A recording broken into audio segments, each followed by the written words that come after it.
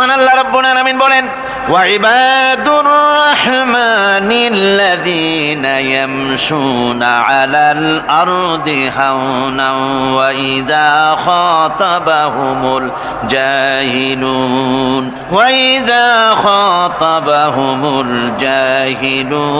ক্বালু সালামা।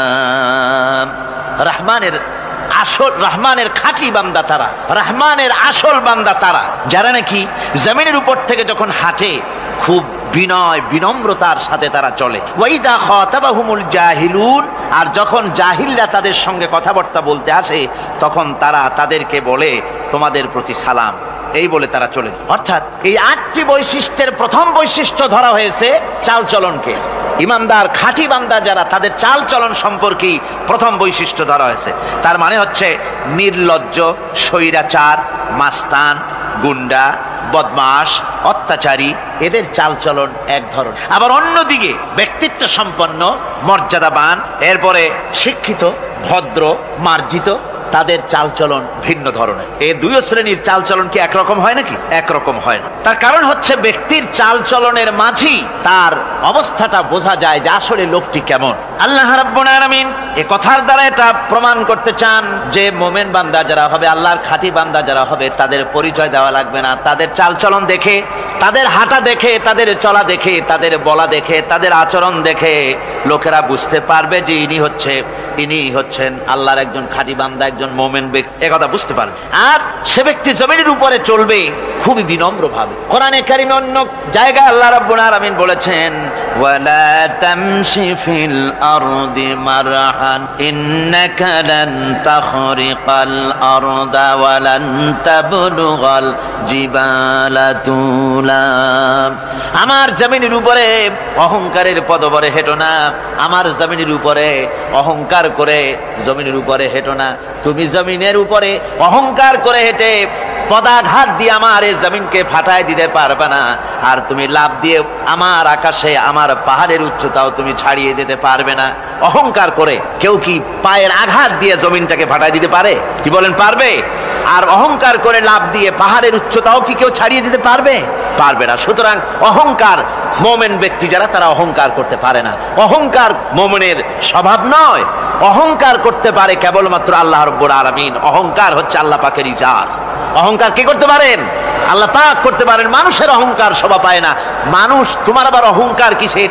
এক ফোঁটা নাপাক পানি দিয়ে যার জন্মের উৎস, এমন নাপাক পানি যা শরীর থেকে নির্গত হলে পরে গোসল করা ফরজ হয়ে যায়, এমন এক ফোঁটা নাপাক পানি যার জন্মের উৎস, তার অহংকার কি? অহংকার করবেন আল্লাহ রাব্বুল আলামিন। হাদিসে কুদসির ভিতরে এসেছে, আল্লাহ পাক বলেছেন যে ব্যক্তি অহংকার করে সেজন্য আমার চাদর নিয়ে টানাটানি করে। জোরে কর নাউযুবিল্লাহি মিন যালিক। সুতরাং মুমিন বান্দা যিনি হবেন, আল্লাহর খাঁটি বান্দা, রহমানের খাঁটি বান্দা, সে ব্যক্তি কখনো জমিনের উপর অহংকারের সাথে চলাফেরা করবে না, বরং তার চালচলন হবে অত্যন্ত বিনম্র।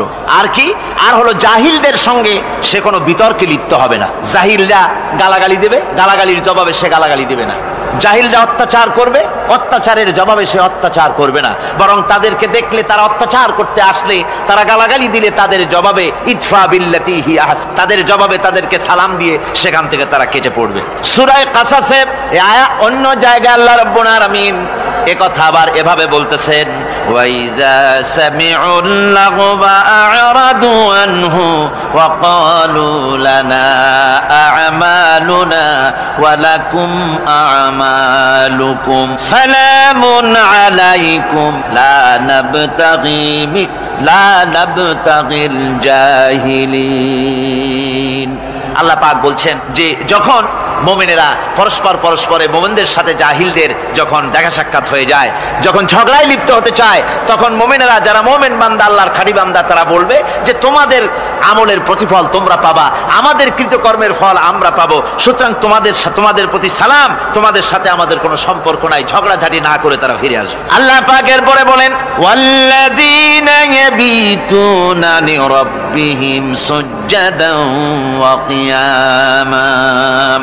রহমানের খাঁটি বান্দা তারাই আরেকটি বৈশিষ্ট্য, তাদের এই 2 নম্বরের বৈশিষ্ট্য বার বলা হচ্ছে রহমানের আল্লাহর খাঁটি বান্দার 2 নম্বরের বৈশিষ্ট্য যেটা, সেটা হচ্ছে এই যে তারা রাত কাটায় তার রবের হুজুরে আল্লাহর দরবারে সেজদা দিয়ে দাঁড়িয়ে থেকে কান্দাকাটি করে তারা রাত গুজরান করে। জোরে বলেন সুবহানাল্লাহ। আর এর বিপরীত যারা, তারা রাত কাটায় রাতের বেলা মদ, জুয়া, সিনেমা, গান বাজনা, অশ্লীলতা, নাটক, হাবিজাবি, গল্প গুজব করে তারা তাদের রাত কাটায়। আর যারা মোমেন বান্দা, আল্লাহর বান্দা, যারা খাঁটি বান্দা, তারা এই রাত তারা আল্লাহর ইবাদতের ভিতর থেকে কান্দাকাটির মধ্য দিয়ে দাঁড়িয়ে দাঁড়িয়ে অথবা সেজদার ভিতরে তারা তাদের রাত কাটিয়ে দেয়। কোরআনে কারীমে আল্লাহ রাব্বুল আলামিন এই কথা এভাবে বলেছেন, তাতাজাফা জুনুবুহুম আনিল মাদাজি ইয়াদউনা রাব্বাহুম খাওফান ওয়া তামআ। আমার মোমেন বান্দারা তাদের পার্শ্বদেশ এবং পৃষ্ঠদেশ বিছানার উপরে বেশি রাত থাকে না। তারা তাদের রবের প্রতি রবের ভয়, আল্লাহর ভয়, আশা এবং আশা পোষণ করে। আর তারা আল্লাহকে ভয় করে তারা বিছান থেকে নিজের পিঠকে আলাদা করে নিয়ে তারা রাতের বেলায় আমার কাছে কান্দে, আমার কাছে দোয়া করে, তারা কান্দে, ইবাদত করে।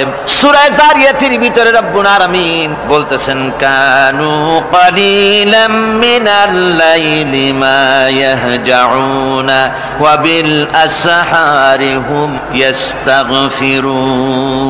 আমার এই মুমিন বান্দাগুলি, আমার খাঁটি বান্দা যারা, তারা সারা রাত ঘুমায় না, রাতের একটা অংশ মাত্র তারা ঘুমায়, সারা রাত ঘুমায় না, একটা অংশ তারা ঘুমায়, আর বাকি অংশটুকুন শেষ রাত্রে তারা ওঠে আর আমার দরবারে তারা কান্দে, মাপ চায় আর কাঁদতে থাকে, চোখের পানি ফেলতে থাকে। আল্লাহ রাব্বুল আলামিন শেষ রাত্রে প্রথম আকাশে আসেন।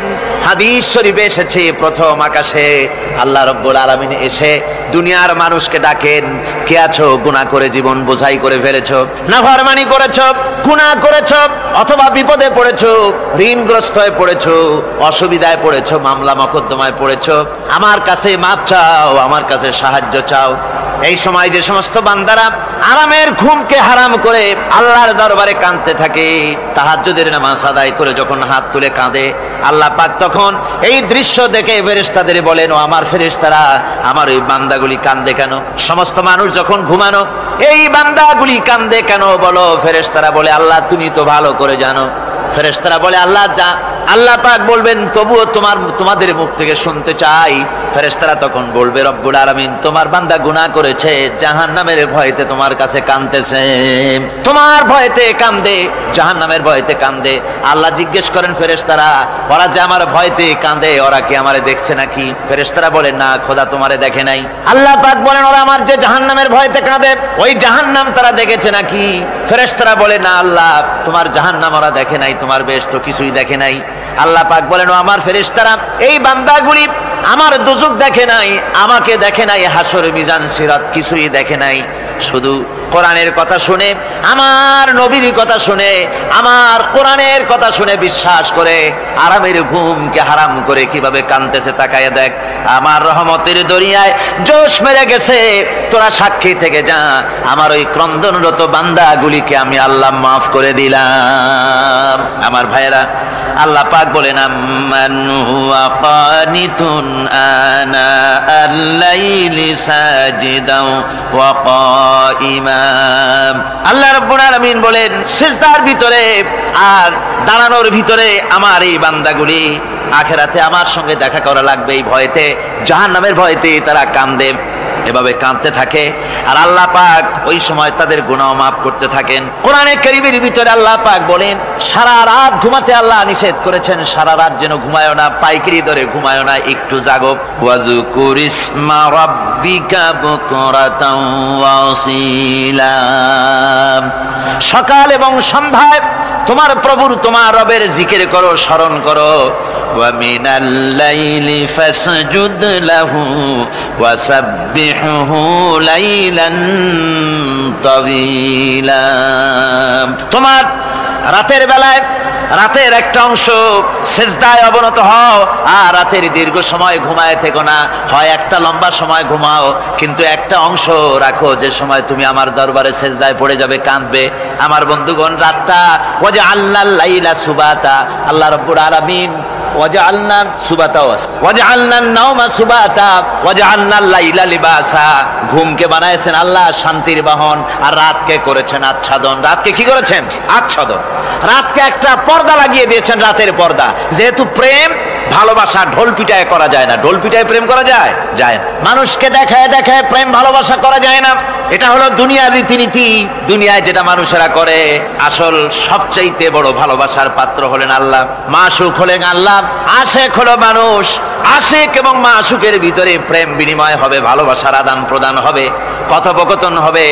এজন্য দিনের কোলাহলপূর্ণ অবস্থায় তা হয় না বলে রব্বুল আলামিন বলেন, আমি তোমাদের জন্য রাতকে একটা আচ্ছাদন, একটা পর্দা বানায় দিয়েছি। এই রাতের পর্দার ভিতরে থেকে আমারে ডাকো, আমাকে আমার কাছেই তুমি আমাকে ডাকো। একটা লম্বা সময় নিয়ে আমাকে বলতে থাকো, আমাকে ডাকতে থাকো। আল্লাহ পাক তার নবীকেও বলেছেন, ইয়া আইয়ুহাল মুযাম্মিলু কুমিল লাইলা ইল্লা কালিলা।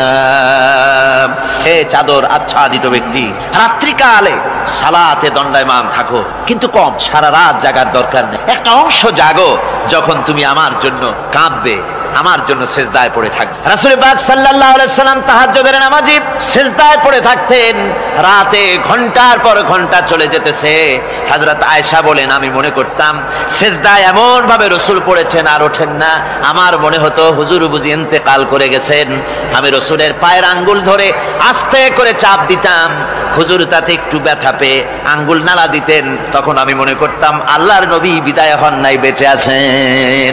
আবার কখনো দাঁড়িয়ে দাঁড়িয়ে নামাজের ভিতরে তেলাওয়াত করতে করতে রাত শেষ হয়ে যেত।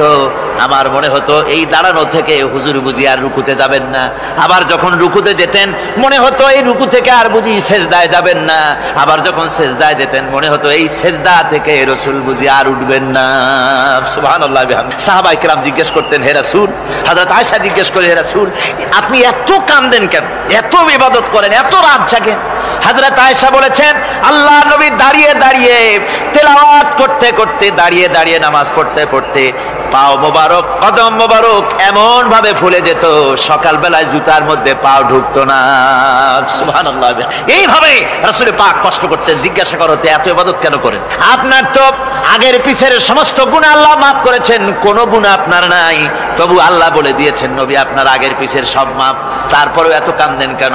আল্লাহ নবী বলেছেন, ও সাহাবীরা, আমার স্ত্রীরা, শোনো, আমি কি আমার বান্দার, আমি আমার আল্লাহর শুকরগুজারকারী বান্দায় কি আমি পরিণত হব না? যে আল্লাহ আমাকে এত নিয়ামত দিয়েছেন, আমি কি সেই আল্লাহর শুকরগুজার হব না? রাসূলুল্লাহ এভাবে কাঁদতেন। সুতরাং প্রত্যেকটি মুসলমানকে রাতের বেলায় আল্লাহর দরবারে হাত তুলে কাঁদতে হবে, মোনাজাত করতে হবে, রব্বুল আলামিন, যে গুনাহ করেছি, আমি যত গুনাহ করেছি, আমাকে তুমি নেয়ামত যা দিয়েছো, এই নেয়ামত তুমি না দিলেও পারতে, তুমি দয়া করে দিয়েছো।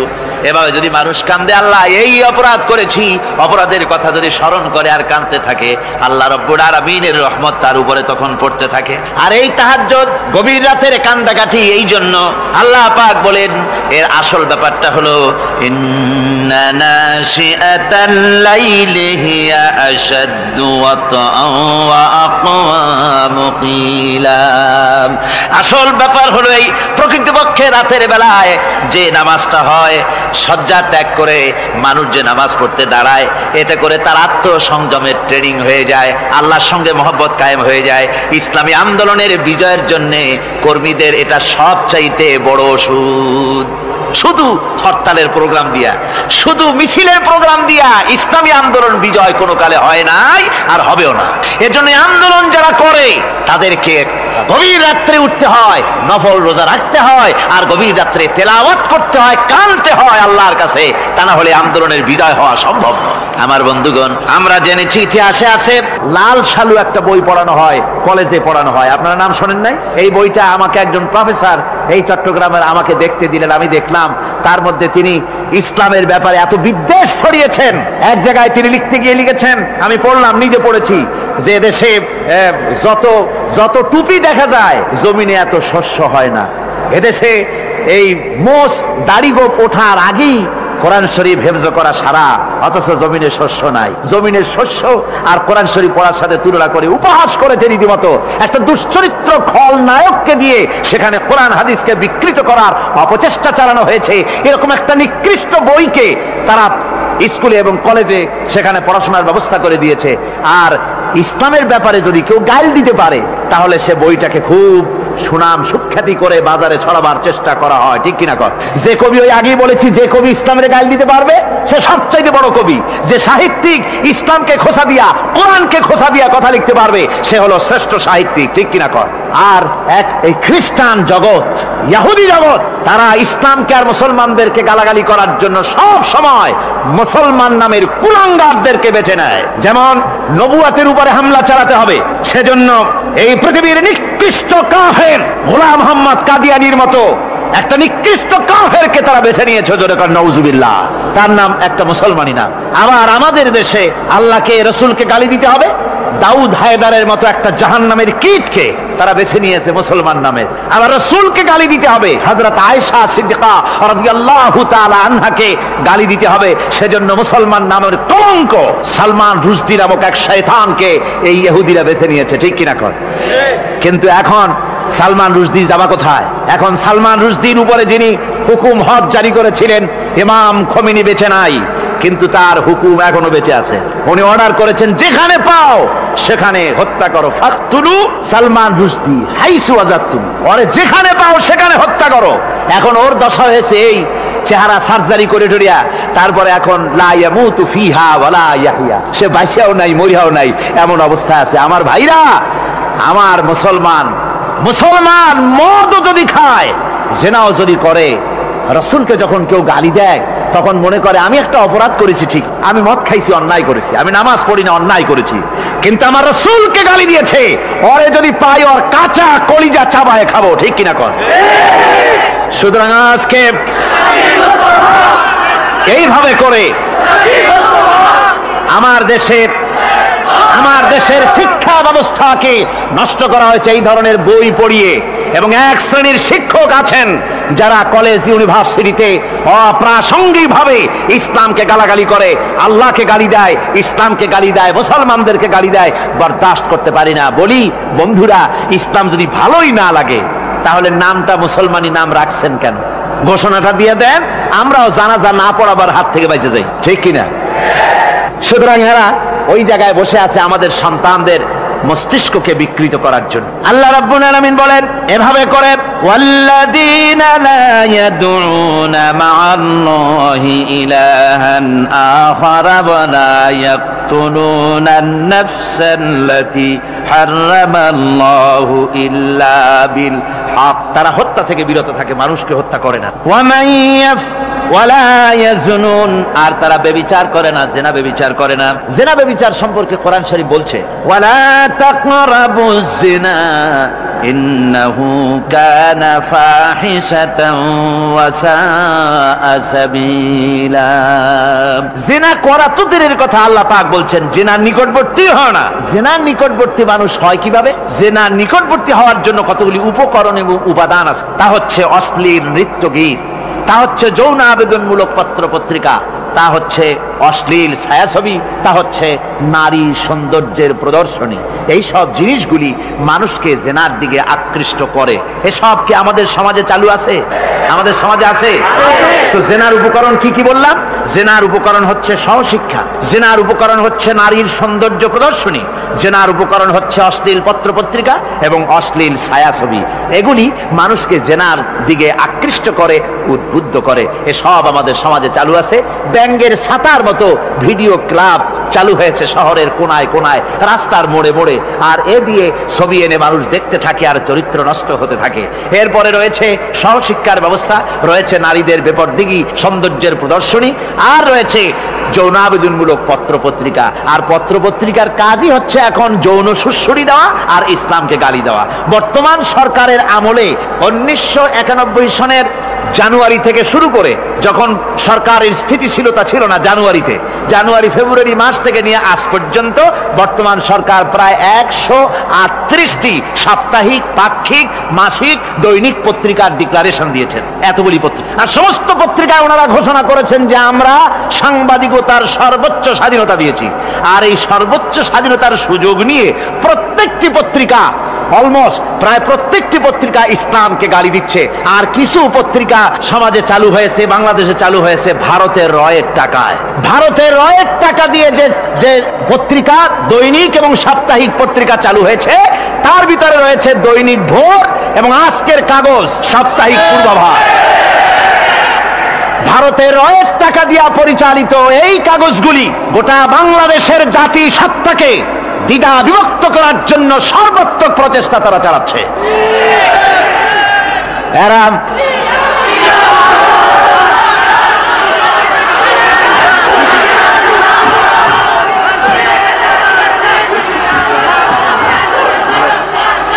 আমার বন্ধুগণ, এ ধরনের একটানা প্রয়োজন হলে সব নাম আমরা তুলে ধরব। ভারতের টাকা দিয়ে, ভারতের রয়ের টাকা দিয়ে তারা এভাবে পত্রিকা তৈরি করে গোটা বাংলাদেশের স্বাধীনতা, সার্বভৌমত্ব এবং অস্তিত্বের উপরে আঘাত হানতেছে। শুধু তাই নয়, তারা ইসলামের উপর আঘাত হানছে। আলেম এবং পীরদের বিরুদ্ধে বক্তব্য তারা পত্রিকার ভিতরে সমালোচনামূলক কথাবার্তা তারা লিখছে। এমন একটা সাপ্তাহিক পত্রিকা কম পাবেন যেখানে ইসলামকে, ইসলামী আন্দোলনকে কিছু না কিছু খোঁচা মারা না হচ্ছে। ঠিক কিনা কর, যারা বলেন ঠিক কিনা? তো এইভাবে করে তারা ষড়যন্ত্র চালিয়ে আমি সেদিন ঢাকায় বলেছিলাম যে বর্তমান মহিলা সরকার চলছে বলে আমরা কথা বলছি না, কিন্তু আমাদের একটা ধৈর্য আছে।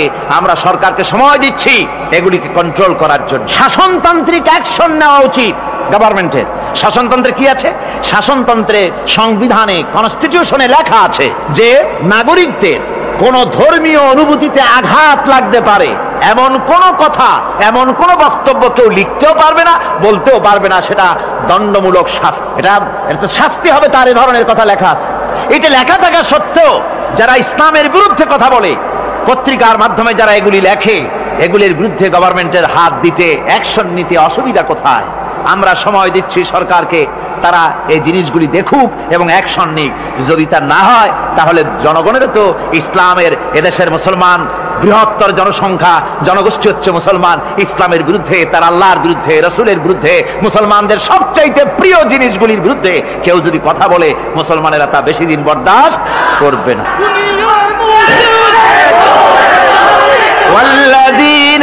আল্লাহ পাকের বলে বলেন, ইউদাআফ লাহুল আযাবু ইয়াওমাল কিয়ামাতি ওয়া ইয়াখলুদ ফীহি মুহানা। এই সব কাজ যারা করবে, আল্লাহকে বাদ দিয়ে, যারা আল্লাহকে বাদ দিয়ে অন্যকে মাবুদ বলে ডাকবে আর হত্যা করবে, জিনা করবে, আল্লাহ বলেন তাদেরকে কিয়ামতের দিন পুনঃ পুনঃ আযাব দেওয়া হবে। আর তাদেরকে ওয়ায়াখলুদ ফীহি মুহানা, তারা বড় লাঞ্ছনার জীবন যাপন করবে, সেখানে লাঞ্ছনার সাথে তারা বসবাস করবে।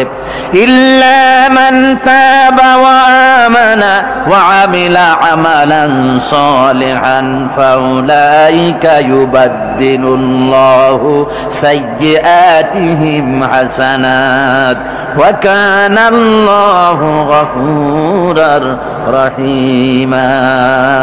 ইল্লা মান তাবা, এই সমস্ত আযাব থেকে বাঁচবে কারা? বাঁচবে সেই সব লোক যারা তওবা করেছে এবং নেক আমল করেছে। ফাউলাইকা ইউবাদদিলুল্লাহু সাইয়্যাতিহিম হাসানাত, আল্লাহ রাব্বুল আলামিন তাদের অন্যায় ত্রুটিপূর্ণ কাজগুলিকে ভালো দিয়ে বদলে দিবেন। সুবহানাল্লাহ ওয়া বিহামদিহি। ওয়া কানা আল্লাহু গফুরুর রহিমা, আর আল্লাহ পাক হচ্ছেন বড় ক্ষমাশীল এবং দয়াবান। এই সুসংবাদ তাদের জন্য যাদের জীবন নানা প্রকারের অপরাধে কলঙ্কিত করেছে যারা, এবং নিজেদেরকে সংশোধন করতে এখন ইচ্ছুক। জীবনে বহু গুনাহ করেছে, হারামি, বদমাশি, জিনা, ব্যভিচার করেছি, এখন জীবনকে সংশোধন করতে চায়। এদের জন্য আল্লাহ রাব্বুল আলামিন এই সাধারণ ক্ষমা ঘোষণা করেছেন, জেনারেল এমনেস্টি ঘোষণা করেছেন। সাধারণ ক্ষমা ঘোষণা করে দিলে যে তোমরা এখনো যদি হেদায়েত হতে চাও, চূড়ান্ত ধ্বংস থেকে যদি বাঁচতে চাও, তাহলে আমি তোমাদের জন্য তওবার পথ খুলে রেখেছি। আল্লাহ যদি এই তওবার পথ খুলে না দিতেন তাহলে মানুষ হতাশায়, নিরাশায় শয়তান হয়ে যেত। তার মানে আরো পাপ করত। যখন আর কোনো গুনাহ যখন মাপই হবে না, তখন আর কি করা যায়? আরো বেশি পাপের মধ্যে লিপ্ত হয়ে যায়। আমার ভাইরা, আল্লাহ রাব্বুল আলামিন মানুষের জন্য তওবা করার জন্য, গুনাহ মাফের জন্য দরজা খুলে রেখেছে। ইবনে জারীর তাবারীর একটি বর্ণনা এসেছে, হযরত আবু হুরায়রা রাদিয়াল্লাহু তাআলা আনহু তিনি বলছেন যে আমি ইশার নামাজ পড়ে মসজিদে নববী থেকে ইশার নামাজ পড়ে ঘরে আসতেছিলাম। ঘরে আসার সময় দেখি আমার দরজার কাছে একজন মহিলা দাঁড়ান। সে আমাকে সালাম বলল, আমি তাকে তার সালামের জবাব দিয়ে ঘরের মধ্যে প্রবেশ করলাম। কিছুক্ষণ পরে মহিলা দরজায় নক করলেন। আমি দরজা খুলে জিজ্ঞেস করলাম কি চাও? তিনি বললেন যে আমি শয়তানের ওয়াসওয়াসায় পড়ে জিনা করেছি এবং এই জিনা করার পর আমি গর্ভবতী হয়েছি, এরপরে একটা সন্তান হয়েছে, আমি সেই সন্তানকেও মেরে ফেলে দিয়েছি, এখন আমার বাঁচার পথ, আমার এখন এই গুনাহ মাফ হওয়ার পথ। হযরত আবু হুরায়রা রাদিয়াল্লাহু তাআলা আনহু বলছেন যে অসম্ভব, তোমার এই গুনাহ মাফ হবে না। মহিলা তখন যাওয়ার সময় কাঁদতে কাঁদতে কপালে আঘাত করতে করতে যাচ্ছিল যে আহারে, শরীরের এই রূপ, এই যৌবন, এই সৌন্দর্য কি তৈরি হয়েছিল জাহান্নামের আগুনে জ্বলার জন্য? এইভাবে করে চিৎকার দিতে দিতে মহিলা যান। হযরত আবু হুরায়রা বলেন আমি সকালবেলায় আল্লাহ রাসূলের সঙ্গে ফজরের নামাজ আদায় করে আল্লাহ নবীকে ঘটনা শোনালাম, বললাম হে রাসূল আমি তো মহিলাকে এইরকম জবাব দিয়ে। হযরত আবু হুরায়রা দৌড়ে গেলেন, বললেন আমি ছুটতে লাগলাম, এমন ভুল আমি কথা বলেছি। মহিলা তো হতাশ হয়ে গিয়েছে, তিনি খুঁজতে খুঁজতে মহিলাকে পেয়ে গেলেন, যে বললেন ও মহিলা, আল্লাহর হাবিব তোমার সম্পর্কে এই কথা বলেছেন, তুমি যদি তওবা করো আল্লাহ রাব্বুল আলামিন তোমাকে মাফ করে দিবেন, আর তোমার দোষ ত্রুটিগুলির বিনিময় আল্লাহ তোমাকে নেক দিয়ে বদলায় দিবেন, তোমাকে আল্লাহ মাফ করবেন। মহিলা শোনা মাত্র আল্লাহু আকবার বলে চিৎকার মেরে সিজদায় পড়ে গেলেন। তিনি প্রাণ ভরে কাঁদলেন আর বললেন আল্লাহ তোমার দরবারে শুকরিয়া আদায় করি যে আমার মতো গুনাহগারের জন্য তুমি যে তওবার দরজা খোলা রেখেছো। তিনি তার নিজের দাসীকে এবং তার বাচ্চাকে, কৃত দাসীকে আল্লাহ শকরার্থে মুক্ত করে দিলেন। আমার ভাইয়েরা, এভাবে করে যারা নাকি আল্লাহর দরবারে যারা এভাবে মাপ চায় আল্লাহ পাক তাদেরকে মাফ করে দিবেন। তওবা করার জন্য রব্বুল আলামিন পথ খুলে রেখে দিয়েছেন। আবার অন্য হাদিসে এসেছে হযরতে রাসূল পাক সাল্লাল্লাহু আলাইহি ওয়াসাল্লামের কাছে এক বৃদ্ধ এসে বলেছিলেন হে আল্লাহর নবী, আমি যত গুনাহ করেছি সমস্ত গুনাহ যদি দুনিয়ার মানুষেরকে ভাগ করে দেওয়া হয় তাহলে একযোগে সব মানুষকে তা ডুবাইয়া ছাড়বে, এত গুনাহ আমি করেছি, এমন কোন গুনাহ নাই যে আমি করি নাই। হে আল্লাহ রাসূল আমার এই গুনাহ মাফ হবে নাকি? আল্লাহর নবী বলেন তুমি কি মুসলমান হয়েছো? লোকটি বলল হুজুর আমি মুসলমান হয়ে গেছি। আশহাদু আল্লা ইলাহা ইল্লাল্লাহু ওয়াহদাহু লা শারীকা লাহু ওয়া আশহাদু আন্না মুহাম্মাদান আবদুহু ওয়া রাসূলুহু। পড়েন সবাই, আশহাদু আল্লা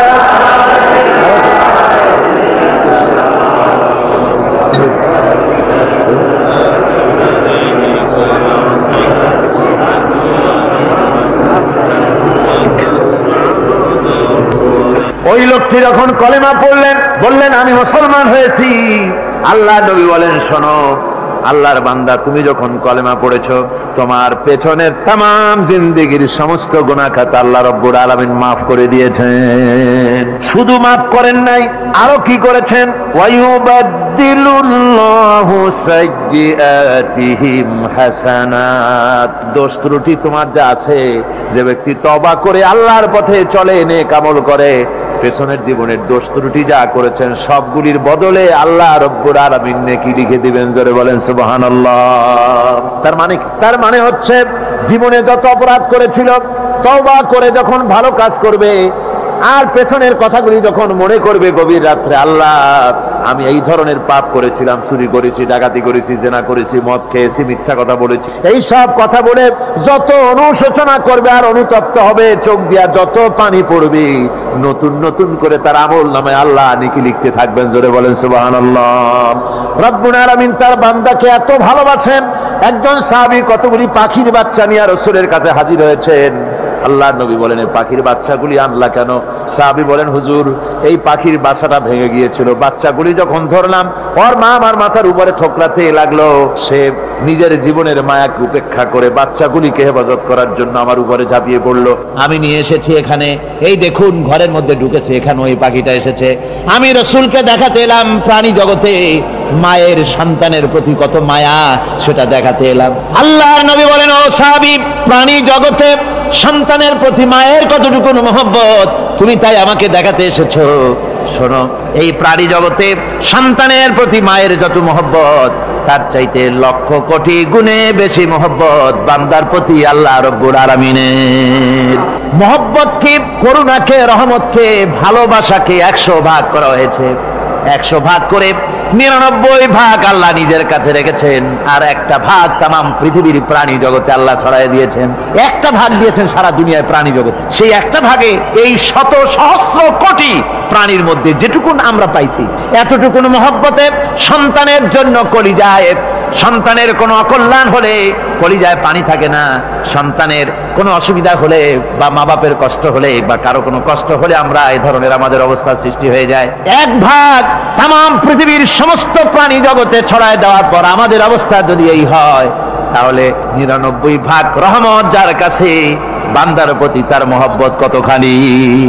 আমার বন্ধুগণ, রাসূল পাক সাল্লাল্লাহু আলাইহি ওয়াসাল্লাম বলেছেন, ও সাহাবীরা, একজন লোক উটের পৃষ্ঠে যাচ্ছিল কোথাও, উটের পৃষ্ঠে তার খাবার আছে, পানিও আছে। যেতে যেতে মরুদ্যানের মধ্যে সে বিশ্রাম করলো। ঘুমের থেকে জেগে দেখে উট নাই, খাবার নাই, পানিও নাই। বড় লোকটা কেমন পেরেশান হয়। সাহাবীরা বলেন, হুজুর, উট হচ্ছে মরুভূমির জাহাজ, উট হারায় গেছে, টাকা পয়সা যা ছিল, খাদ্য খাবার ছিল, সব চলে গেছে, এর থেকে পেরেশানি তো আর কিছুই হয় না। হুজুর বলেন, লোকটা খানিকক্ষণ চিন্তা ভাবনা করতে করতে কিছুক্ষণ পর দেখলো উট ফিরে এসেছে, সমস্ত টাকা তার ওই খাদ্য আর পানিও নিয়ে হাজির হয়ে গেছে। বলো কেমন খুশি হয়। হুজুর, হযরত সাহাবীরা বলেন, হুজুর, এর থেকে খুশি আর কি হতে পারে, লোকটার দিল তো ভরে যাবে। আল্লাহর নবী বলেন, ও সাহাবীরা, কোন বান্দা যদি আল্লাহর থেকে নাফরমান হয়ে যায়, নামাজ ছেড়ে দেয়, জিনা ব্যভিচার বদমাশি নাফরমানিতে যদি যখন লিপ্ত হয়ে যায়, উঠারা ব্যক্তি উট পাওয়ার জন্য যেমন পেরেশানি বোধ করে, আল্লাহ রাব্বুল আলামিন তার ওই নাফরমান বান্দার জন্য, আল্লাহ রাব্বুল আলামিন ফিরে আসার জন্য আল্লাহ রাব্বুল আলামিন চান। বান্দা যখন, নাফরমান বান্দা নিজের গুনাহ বুঝতে পেরে যখন সেজদায় পড়ে গিয়া কান্দে, রব্বুল আলামিন আমার গুনাহ মাফ করে দাও, এইভাবে যখন কাঁদতে থাকে, রব্বুল আলামিন, আল্লাহর হাবিব বলেন, উঠারা ব্যক্তি উঠ পেরে পড়ে, ওই ব্যক্তি যত খুশি হন। কোন নাফরমান বান্দা যখন সেজদায় পড়ে যায়, আল্লাহ রাব্বুল আলামিন এর চাইতে লক্ষ কোটি গুণে বেশি খুশি হয়ে যান। আল্লাহ পাক হচ্ছেন রহমান রহিম, গাফুরুর রহিম। পৃথিবীতে এমন কে আছে, আপনি আমাকে বলেন, এমন কে আছে অপরাধ করবে না আর সে বলবে আয় তোরে মাফ করে দেই? বলেন, এরকম আছে নাকি? কেউ বলেন আছে? এমনকি বাপ মা ছেড়ে অন্যায় করেছে, বাপ মার দিল চায় ছেলেটা যদি মাপ চাইতো, বড্ড ভালো হতো, ওর সাথে প্রাণ ভরে কথা বলতাম, বুকের সাথে জড়িয়ে নিতাম, কিন্তু মুখ খুলে বলে না যে অপরাধ করেছিস, মাপ চাইয়া যা, এরকম বলে। মাও বলে না, বাপেও বলে না, কিন্তু একমাত্র মহান সত্য রব্বুল আলামিন, বান্দা যখন গুনাহ করে আল্লাহ ডাকে, বান্দারে গুনাহ করেছিস ফিরে আয়, আমি তোরে মাফ করে দেব। গুনাহ করেছিস ফিরে আয়, জিনা করেছিস ফিরে আয়, মদ খেয়েছিস ফিরে আয়, মানুষ হত্যা করেছিস ফিরে আয়, কুফরি করেছিস ফিরে আয়, আগুন পূজা করেছিস ফিরে আয়, মাটি পূজা করেছিস, সূর্য পূজা করেছিস, যা করেছিস না কেন ফিরে আয়, আমাকে ডাক দে, আমি তোর জিন্দেগির গুনাহ আমি আল্লাহ মাফ করে দেব।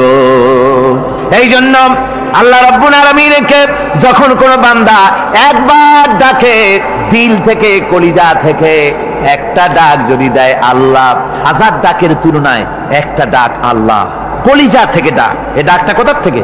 কলিজা থেকে। দিল সে जुबात निकलती है, असर रखती है, पर नहीं मगर ताकते परवास रखती है। অন্তর থেকে যে কথা বেরোয় তা প্রভাব বিস্তার করে। কলিজা থেকে যদি কেউ ডাক দেয় আল্লাহ, কলিজার একটা ডাক আলাদা না? বলেন আলাদা কিনা? কলিজা থেকে ডাক, বলেন না সবাই আল্লাহ। কলিজা থেকে একটা ডাক যদি কেউ ভাবে আল্লাহকে ডাক দেয়, আল্লাহ, আল্লাহ রাব্বুল আলামিন, বান্দা যখন একবার ডাক দেয়, আল্লাহ তখন 70 বার লাব্বাইক বলেন, 70 বার সাড়া দিয়া বলে, বান্দা কি চাও, আমি তোর কাছে হাজির। কি চাস বল, আমার আমি মাফ করে দেব। সুতরাং আল্লাহ রাব্বুল আলামিন বলছেন, আমার কাছে ক্ষমা চাও, মাফ চাও, আমার কাছে মাফ চাও, যত মাফ চাইবে আমি মাফ করে দেব। পৃথিবীতে এমন কেউ নাই যার কাছে বেশি চাইলে তিনি খুশি হবেন। আল্লাহ রাব্বুল আলামিন এমন এক সত্তা, যার কাছে যত বেশি চাওয়া যাবে তিনি তত বেশি খুশি হবেন। হর হামেশা দেনে কো वो तैयार है, जो न मांगे उससे वो बेजार है। যত বেশি চাওয়া যায় আল্লাহর কাছে, আল্লাহ তত খুশি হন। আর যে ব্যক্তি চায় না আল্লাহর কাছে, আল্লাহ তার উপরে বেজার হয়ে যান। ওয়ামান তাবা ওয়া আমিলা সালিহান ফাইন্নাহু ইয়াতুবু ইলাল্লাহি মাতাবা। আর যারা তওবা করে, নেক আমল করে, তার আল্লাহর দিকে ফিরে আসে, যেমনটি তার আশা উচিত তেমন ভাবে সে আল্লাহর কাছে ফিরে আসে। তার মানে হলো তওবা মাফ, তওবা কবুল করার জন্য, গুনাহ মাফ করার জন্য পৃথিবীতে কেউ নাই। আছে কেউ? গুনাহ কি কেউ মাফ করতে পারে? দুনিয়ায় কেউ পারে? আকাশে কেউ পারে? আল্লাহ ছাড়া কেউ গুনাহ মাফ করতে পারে? যদি মানুষ তওবা করে, রব্বুল আলামিন বলেন সে এমন ভাবে তওবা করে আল্লাহর কাছে ফিরে এসেছে যেখানেই তার আসা উচিত, এই জায়গা ছাড়া আর তার কোনো যাওয়ার জায়গা নাই। সুতরাং সে জায়গা মতো এসেছে, অনুতপ্ত এবং অনুশোচনা করেছে। আল্লাহ পাক এ ধরনের অনুতপ্তকারী, অনুশোচনাকারীকে রব্বুল আলামিন ক্ষমা করে দিয়ে থাকেন। ওয়াল্লাযীনা লা ইয়াশহাদুনা আয-যুর ওয়া ইযা মাররু বিল-লাগবি মাররু কিরামা। আর যারা মিথ্যার সাক্ষ্য হয় না, রহমানের বান্দা তারা যারা মিথ্যার সাক্ষ্য হয় না, এটা হচ্ছে ষষ্ঠ বৈশিষ্ট্য। আর তারা কোনো অনর্থক, কোনো নিরর্থক কোনো কাজ যদি দেখে, ঘটনা দেখে, সেখান থেকে তারা শরীফ মানুষের মতো, একেবারে নিতান্ত ভদ্র মানুষের মতো সেখান থেকে কেটে পড়ে। গান বাজনা হচ্ছে, নাটক হচ্ছে, অশ্লীলতা হচ্ছে, গালাগালি হচ্ছে, অনর্থক কোনো কাজ হচ্ছে, নিরর্থক কোনো অনুষ্ঠান কিছু একটা হচ্ছে, ওখান থেকে একটা ভদ্রলোকের মতো, যেমন কোনো দুর্গন্ধময় জায়গা থেকে মানুষ যখন যায়, নাকে রুমাল দিয়ে আস্তে করে সেখান থেকে পাশ কেটে চলে যায়, ঠিক কিনা? ঠিক ওইভাবে করে আল্লাহ পাক বলছেন আমার মুমিন বান্দারা এই ধরনের কোনো অনর্থক, নিরর্থক যে কাজের মধ্যে কোনো পরকাল নাই, আল্লাহ নাই, দুনিয়ার মানুষের স্বার্থ নাই, দেশের স্বার্থ নাই, রাষ্ট্রের স্বার্থ নাই, জনগণের স্বার্থ নাই, এই ধরনের সমস্ত গাল গপ্প, নাটক, উপহাস, এই ধরনের মজা, এই ধরনের অনুষ্ঠান যখন দেখে, আমার মুমিন বান্দারা সেখানে দাঁড়ায় না। ময়লার কাছ থেকে নাকে রুমাল দিয়ে মানুষ যেমন চলে যায়, এই লোকটিও তখন অত্যন্ত ভদ্রের মতো আস্তে করে পাশ কেটে বেরিয়ে যায়। ওয়াল্লাযীনা ইযা যুক্কিরু বিআয়াতি রাব্বিহিম লাম ইয়াখিরু আলাইহা সাম্মান ওয়া উময়ানা। আর আমার বান্দাদের 7 নম্বরের, রহমানের বান্দা, খাঁটি বান্দা যারা, তাদের 7 নম্বরের বৈশিষ্ট্য হচ্ছে এই যে ওই সমস্ত বান্দারা তাদের কাছে যখন আমার আয়াতকে শোনানো হয়, আমার কোরআন তেলাওয়াত করে আমার আয়াত করে যখন নসিহত শোনানো হয়, তখন তারা বোবার মতো, বদিরের মতো বসে থাকে না। তারা বুঝতে পেরেছেন? রহমানের খাঁটি বান্দা যারা, তাদের কাছে কোরআনের কথা ওয়াজ করে যখন শোনানো হয়, আল্লাহর কালাম যখন শোনানো হয়, আয়াত পড়ে পড়ে যখন নসিহত শোনানো হয়, লাম ইয়াখিরু আলাইহা সুম্মান ওয়া উময়ানা, তখন ওই ব্যক্তি অন্ধ এবং বধিরের মতো চুপ করে বসে থাকে না, বরং আমল করা শুরু করে দেয়। জোরে বলেন সুবহানাল্লাহ। যখন সে জানলো যে এগুলি হলো আল্লাহর বিরোধী কাজ, এগুলি আল্লাহর কাজ, আল্লাহ রসুলের কাজ, তখন তা পালন করা শুরু করে দেয়। এই 5 দিন ধরে কোরআনের যে কথাগুলি হলো, এই কথাগুলি শোনার পর আপনারা কি বসে থাকবেন? বসে থাকবেন?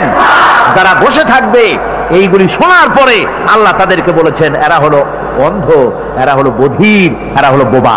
আমরা আল্লাহর এই যে কথা, আমরা কি অন্ধ আর বধির আর বোবা হবো নাকি? আমরা হবো না। আমরা অন্ধ নয়, বধির নয়, বোবা নই, বরং আল্লাহ যা বলেছেন, যা শুনলাম সামি'না ওয়া আতা'না, এই 5 দিন ধরে যা শুনলাম আল্লাহর কথা, কার কথা শুনলাম? আর সমস্ত কথা আমরা আমল করবো। জোরে কোন আমিন। আল্লাহ যেন কবুল করেন। জোরে কোন আমিন। আমল করা কি? বসে না থাকা কি? বসে না থাকা হচ্ছে যা শুনলাম, আল্লাহর যা ফরজ, যা হুকুম, তা মানবো। আল্লাহ যা নিষেধ করেছেন তার থেকে ফিরে থাকবো, এটাই হলো কাজ। এরপরে রব্বুল আলামিন বলেন والذين يقولون ربنا هب لنا من أزواجنا وذرياتنا قرة أعين واجعلنا للمتقين إماما। রহমানের বান্দা 8ম নম্বর এবং শেষ নাম্বার হচ্ছে এটা বৈশিষ্ট্য এই যে তারা রহমানের যারা খাঁটি বান্দা, আল্লাহর যারা খাঁটি বান্দা, তারা রব্বুল আলামিনের কাছে মুনাজাত করে, আমার রব, আয় আমার আল্লাহ, হাবলানা মিন আজওয়াজিনা ওয়া যুররিয়াতিনা, আমাদের এবং আমাদের স্ত্রীদের আর আমাদের সন্তানদেরকে তুমি দয়া করে আমাদের চক্ষুর শীতলতা বানায় দাও। জোরে বলেন আমিন। ওয়াজআলনা লিল মুত্তাকিনা ইমামা। আর আমার এই সন্তানদেরকে তুমি মুত্তাকিদের ইমাম বানায় দাও, শুধু মুত্তাকি বানায়ও না, মুত্তাকিদের নেতা বানায় দাও। জোরে কোন সুবহানাল্লাহ। এই কথা, এই সূরাটা, এইটা তখনকার কথা যখন এই মুমিনদের মক্কি সূরা তো এটা, যখন মক্কা শরীফে দেখা গেল যে মুসলমানেরা, যিনি ইসলাম কবুল করেছেন তার বাপ কাফের, যিনি ইসলাম কবুল করেছেন কারো বাপ কাফের, কারো মা কাফের, কারো সন্তান কাফের, কারো মেয়ে কাফের, কারো জামাই কাফের, সব প্রিয়জনেরা কুফরি হালতে আছে। আর এগুলি দেখে তাদের চক্ষুর মধ্যে কাটা বিঁধতেছিল, চক্ষু জর্জরিত হয়ে যাচ্ছিল। নিজের সন্তানের চেহারা যত ভালো হোক, সন্তান যতই শিক্ষা দীক্ষা থেকে যতই উন্নত আর ভালো হোক না কেন, সে যদি জাহান্নামের দিকে অগ্রসর হতে থাকে, কোন নেককার ইমানদার পিতার মনে তার সান্ত্বনার কারণ হতে পারে না। সে তখন আল্লাহর দরবারে, আল্লাহ পাক বলেন ওই মুমিন বান্দারা আমার কাছে দোয়া করে যে রব্বুল আলামিন আমার সন্তানদেরকে, আমার স্ত্রীদেরকে আমার চোখের শীতলতা বানাও, তাদের আমল আখলা কেমন বানাও, যাতে আমাদের চক্ষু ঠান্ডা হয়ে যায়। জোরে বলেন আমিন, জোরে বলেন আমিন। সন্তানদের জন্য আল্লাহর কাছে দোয়া করতে হবে। আপনারা দেখেন, চোখের সামনে দেখতে পাচ্ছেন সন্তান সিনেমায় যাচ্ছে, সন্তান নামাজ পড়ে না, সন্তান রোজা রাখে না, সন্তান মানুষের তৈরি করা মতাদর্শের পেছনে স্লোগান দিচ্ছে, দৌড়াচ্ছে, আর আপনি পিতা হয়ে তাকে ঠেকাচ্ছেন না। ওই ছেলে তো জাহান্নামে যাচ্ছে, আপনার দরদ হওয়া উচিত, ওই ছেলেকে ফিরানো দরকার আর আল্লাহর কাছে দোয়া করা দরকার। আমার বন্ধুগণ, দোয়া আল্লাহ নিজেই শিখাই দিচ্ছেন, দোয়া করো। পড়েন আমার সাথে, রব্বানা হাব লানা মিন আজওয়াজিনা ওয়া যুররিয়াতিনা কুররাতা আয়ুন ওয়াজআলনা লিল মুত্তাকিনা ইমামা।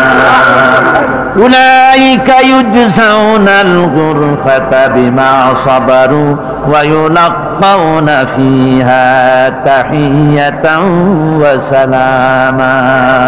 আল্লাহ পাক বলেন এই সব লোকদের জন্য, তারা যে সবর করেছিল, সেই সবরের কারণে আমি তাদের উত্তম জাযা দান করব। আর তাদের জন্য ফেরেশতারা চতুর্দিক থেকে, ফেরেশতারা তাদের জন্য সম্বোধন করবে, তাদেরকে সম্বর্ধনা দিবে, ফেরেশতারা তাদের সম্বর্ধনা দিবে। ওয়াল মালাইকাতু ইয়াদখুলুনা আলাইহিম মিন কুল্লি বাবিন সালামুন আলাইকুম বিমা সাবারতুম ফানি'মা উকবাদ-দার। চতুর্দিক থেকে ফেরেশতারা আসতে থাকবে আর তারা সালাম দিতে থাকবে, তাদেরকে সম্বর্ধনা দেবে বেহেশতীদেরকে, আর বলবে তোমাদের জন্য এই পরকালের এই ঘরটাই, জায়গাটা কতই না উত্তম করে আল্লাহ তৈরি করে রেখেছেন। বলেন সুবহানাল্লাহ। সালামুন আলাইকুম। আল্লাহ বলছেন উলাইকা ইউজসাউনাল গুরফাতা বিমা সাবারু, তোমরা যে সবর এখতিয়ার করেছিলে সেজন্য আজকে তোমাদের জন্য আমি এই বিরাট নিয়ামত তোমাদের জন্য রেখেছি।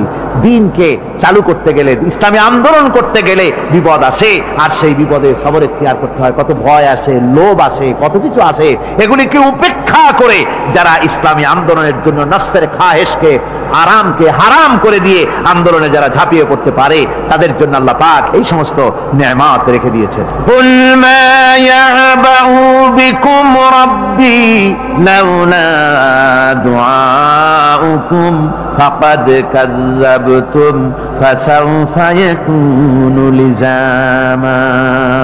ও নবী, আপনি এদেরকে বলেন, আপনি এই লোকগুলিকে বলেন যে তোমাদের ব্যাপারে আল্লাহর কি প্রয়োজন পড়েছে যদি তোমরা আল্লাহকে নাই ডাকো, আল্লাহর কাছে যদি দোয়া না করো, যদি হাত না পাতো, আল্লাহ কি যদি না ডাকো, তাহলে তোমাদের এই আল্লাহর দরকার নেই। ফাকাদ কাযযাবতুম, তোমরা তো অস্বীকার করে চলছো। ফাসাউফা ইয়াকুনু লিজামা, খুব তাড়াতাড়ি করে তোমরা বুঝতে পারবে, এমন অবস্থা, এমন আযাব আসবে যে তখন তোমাদের প্রাণ বাঁচানোই দায় হয়ে পড়বে। আমার বন্ধুগণ, একটা মানুষের সাথে মানুষের সৃষ্টি আর পাথরও সৃষ্টি, পাথরও একটা মাখলুক, মানুষও মাখলুক। পাথরের সাথে মানুষের পার্থক্য কোথায়? পাথর আল্লাহর দরবারে হাত তুলতে পারে না, আল্লাহকে ডাকতে পারে না, মোনাজাত করতে পারে না। মানুষ ডাকতে পারে, হাত তুলতে পারে, তার হাত দেওয়া আছে। মানুষ হয়ে যদি আল্লাহর দরবারে হাত তুলতে না পারলেন, চোখের পানি যদি না ফেলতে পারলেন, আল্লাহ পাক বলছেন, ও নবী বলে দেন, আপনি বলুন তোমাদের দিয়ে কি প্রয়োজন আল্লাহর, লাউলা দুআউকুম, তোমরা যদি সেই আল্লাহকে যদি না ডাকো, যদি তার কাছে হাত না তোলো, তাহলে তোমাদের দিয়ে আল্লাহর দরকারটা কি? তোমাদেরকে রব্বুল আলামিন তৃণখণ্ডের মতো উড়িয়ে দিবেন, কোন মর্যাদা থাকবে না আল্লাহর কাছে। সুতরাং মর্যাদা পেতে হলে আল্লাহকে ডাকতে হবে, আল্লাহর কাছে চাইতে হবে। এভাবে করে আল্লাহ পাক তার বান্দাদেরকে নির্দেশ করছেন। আমার বন্ধুগণ, এই মোট 8টি বৈশিষ্ট্য ইসলামের আপনার মোমেন বান্দাদের জন্য, রহমানের খাঁটি বান্দাদের জন্য এই 8টি বৈশিষ্ট্য আল্লাহ পাক দান করেছেন। এই 8টি বৈশিষ্ট্য যেন আল্লাহ পাক আমাদের মধ্যে দান করে দেন। জোরে বলেন আমিন, আরো জোরে বলেন আমিন। 8টি বৈশিষ্ট্যের জন্য আল্লাহ পাক বেহেশতও রেখেছেন 8টি। বেহেশত কয়টি? এই 8টি বেহেশতের দরওয়াজা আল্লাহ যেন আমাদের জন্য কিয়ামতে খুলে দেন। জোরে কোন আমিন। আমার ভাইরা, আল্লাহ রাব্বুল আলামিন এই কোরআন যে নাজিল করেছিলেন, এই কোরআন দিয়ে এই ধরনের নৈতিক গুণে গুণান্বিত একটা জনসমষ্টি তৈরি করেছিলেন আল্লাহর হাবিব জনাব মুহাম্মদ রাসূলুল্লাহ সাল্লাল্লাহু আলাইহি ওয়াসাল্লাম। আর সেই জনসমষ্টি দিয়ে রাসূল পাক সাল্লাল্লাহু আলাইহি ওয়াসাল্লাম একটি ইসলামী কল্যাণমূলক রাষ্ট্র তৈরি করেছিলেন। রাসূলুল্লাহ কি করেছিলেন? একটা রাষ্ট্র। এই যা বললাম, এই 5 দিন ধরে যা বললাম, এই সব গুণাবলী দিয়ে, এই সব বৈশিষ্ট্য দিয়ে রাসূলুল্লাহ একটা জনগোষ্ঠী তৈরি করেছিলেন। সেই জনগোষ্ঠী নিয়ে মক্কি জিন্দেগি থেকে রাসূলুল্লাহ মদিনায় আসলেন। আর মদিনায় এসে রাসূলুল্লাহ এখন রাষ্ট্রপ্রধান হয়ে গেলেন। কি হয়ে গেলেন? রাষ্ট্রপ্রধান, প্রেসিডেন্ট হয়ে গেলেন। রাসূলুল্লাহ আজকে প্রেসিডেন্ট, রাষ্ট্র হলো। আর কোরআন দিলেন সংবিধান হিসাবে, শাসনতন্ত্র হিসাবে। আল্লাহর নবী বললেন, আজকে আমি দেশবাসীকে এমন একটা কনস্টিটিউশন, এমন একটি সংবিধান দেশবাসীকে আমি দিলাম, যেই সংবিধানের বদৌলতে সমাজে আর চুরি থাকবে না, ডাকাতি থাকবে না, জেনা থাকবে না, ব্যভিচার থাকবে না। এর বদৌলতে মানুষ এখন দরজা খুলে ঘুমাতে পারবে, আর কোনো অশান্তি থাকবে না, চুরি হবে না, ডাকাতি হবে না, নারী ধর্ষণ হবে না, হত্যা হবে না, আরামের জমিন হয়ে যাবে, আর মানুষ শান্তিতে বসবাস করতে পারবে।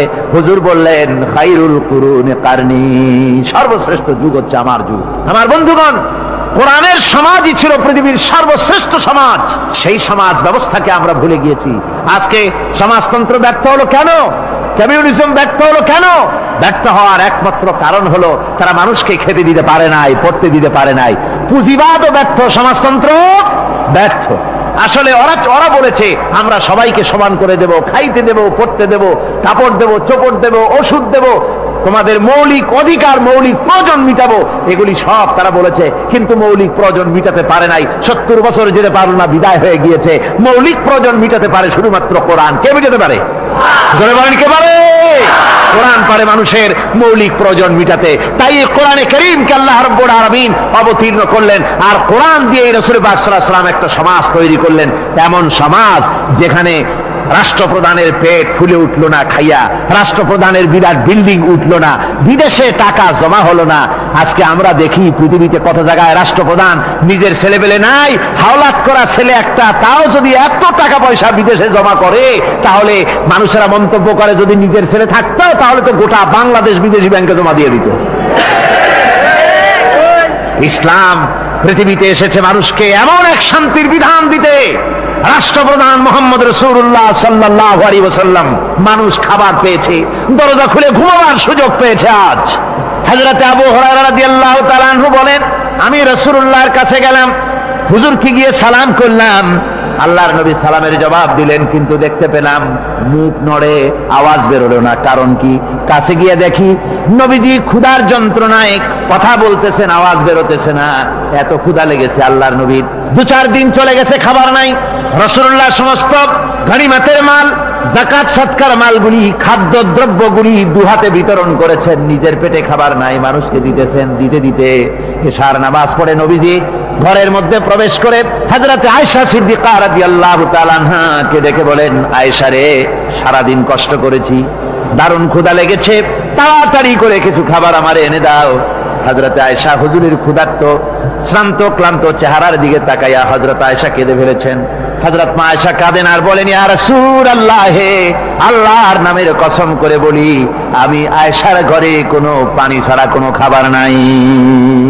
এই ছিল রাসূলের আদর্শ। আল্লাহ পাক বলেন, আমার নিদর্শনের ভিতরে এটিও একটি নিদর্শন যে আমি তোমাদের থেকে তোমাদের জোড়া তৈরি করেছি, তোমাদের স্ত্রীদেরকে তৈরি করেছি, তোমাদের সাথে তোমাদের স্ত্রীর ভালোবাসা সৃষ্টি করেছি, মহব্বত সৃষ্টি করেছি। এই মহব্বত আমি আল্লাহ তৈরি করেছি। আর যখন বুড়ো হয়ে যায় মানুষ, স্বামী স্ত্রী যখন বুড়ার বুড়ি হয়, তখন আর ভালোবাসা থাকে না, তখন ওই ভালোবাসা সহৃদয়তার করুণায় আমি আল্লাহ পরিণত করে দেই। বুড়ার জন্য তখন বুড়ি ছাড়া আর উপায় নাই, বুড়িরও আর বুড়া ছাড়া উপায় নাই। তখন ভালোবাসা কোনো বিশেষ কোন অক্ষ নিয়ে ভালোবাসা নয়, তখন একের উপরে অন্য একদম নির্ভরশীল হয়ে পড়ে। আল্লাহ পাক বলেন এই অবস্থা আমি আল্লাহ সৃষ্টি করে দেই। সুবহানাল্লাহ বিহামদিহি। স্ত্রীকে রাসূলুল্লাহ কত ভালোবাসতেন। আল্লাহর নবী বলেছেন আমার কাছে তিনটা জিনিস প্রিয়, একটা হচ্ছে সুগন্ধি, একটা হচ্ছে নামাজ, আর একটা হচ্ছে স্ত্রী। সুবহানাল্লাহ, স্ত্রী আমার কাছে প্রিয়। হুজুর বলেছেন তোমাদের মধ্যে সেই ব্যক্তি উত্তম যে ব্যক্তি তার স্ত্রীর কাছে উত্তম, আমি আমার স্ত্রীদের কাছে উত্তম ব্যক্তি। সুবহানাল্লাহ। রাসূলুল্লাহ স্ত্রীকে কত ভালোবাসতেন। বিশ্বনবী রাজনৈতিক কর্মকাণ্ড চালাচ্ছেন, যুদ্ধের দামামা বাজতেছে, চতুর্দিকে কত অশান্তি, সবকিছু চলছে, স্ত্রীর হক আদায় করতে ভুলে যাননি। রাতের বেলায় হযরত আয়েশার বয়স কম, তাকে নিয়ে রাসূলুল্লাহ একটু সুযোগ পেয়েছেন, বলছেন আয়েশা সব তো ঘুমিয়ে, চলো আমরা একটু দৌড়াই। ওই যে দূরে একটা জিনিস দেখা যায়, দৌড় দাও দেখি কে আগে যায়। দুজনে দৌড় প্রতিযোগিতা করলেন। দৌড় প্রতিযোগিতায় হযরত আয়েশা ফার্স্ট হলেন, হুজুর পিছনে পড়ে গেলেন। হযরত আয়েশা খুব আনন্দ করলেন যে আপনি কিন্তু আমার সাথে দৌড়ে পারলেন। পরবর্তী কিছু কাল যাওয়ার পর হযরত আয়েশা বলেন হুজুর আজকে আবার বললেন যে চলো আয়েশা একটু দৌড়াই। হযরত আয়েশা বলছেন যে সেদিনের তুলনায় আমার শরীর একটু, আমি মুটিয়ে গেছি, শরীরটি স্থূল হয়েছে, আমি আজকে দৌড়ালাম কিন্তু পারলাম না। রাসূল আগে চলে গেলেন, আমি হাঁপাতে হাঁপাতে যখন হুজুরের কাছে চলে গেছি, হুজুর তখন মুস্কি হেসে আমাকে বললেন আয়েশা ওই সেই দিনের জবাব আজকে দিয়ে দিলাম। সুবহানাল্লাহ বিহামদিহি, সুবহানাল্লাহ বিহামদিহি।